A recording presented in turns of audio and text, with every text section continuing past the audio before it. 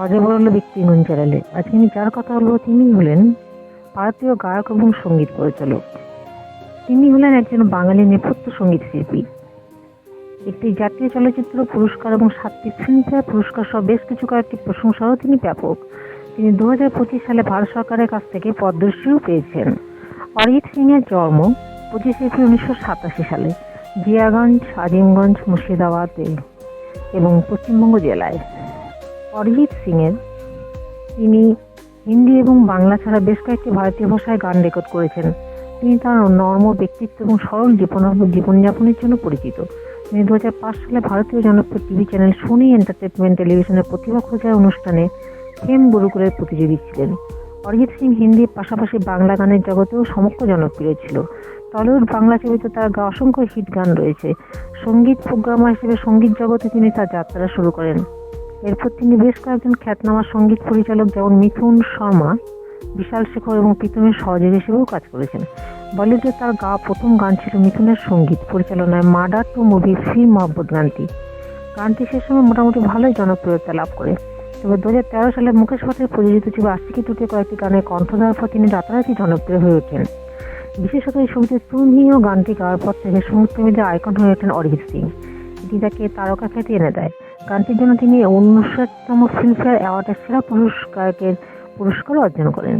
2014 সালে তিনি জিৎ গাঙ্গুলির সুর ও কম্পোজ করা মুস্কুরানে গানটি গান। এই গানের জন্য সে বছর তিনি সবচেয়ে বেশি নমিনেশন পান। 2016 সালে তিনি সুরাজ দুবা হায় গানের জন্য, 2017 সালে এ দিল হায় মুশকিল গানের জন্য ফিল্মফেয়ার পুরস্কার লাভ করেন। এইভাবেই তিনি ধীরে ধীরে সঙ্গীত জগতে নিজের একটা আলাদা অবস্থান কিন্তু নিশ্চিন্ত করতে পারেন। অরিজিৎ সিং এ পর্যন্ত একটি জাতীয় পুরস্কার, 7টি ফিল্মফেয়ার পুরস্কার, 2টি ফিল্মফেয়ার বাংলা পুরস্কার, 5টি আইফা পুরস্কার, 2টি গিল্ড পুরস্কার, 5টি জাইমা পুরস্কার, 5টি জি সিনে পুরস্কার সহ মোট 98টি পুরস্কারে ভূষিত হয়েছেন। অরিজিৎ সিং এর এখন অব্দি 334 বার বিভিন্ন ক্যাটাগরিতে পুরস্কারের জন্য মনোনীত হয়েছেন।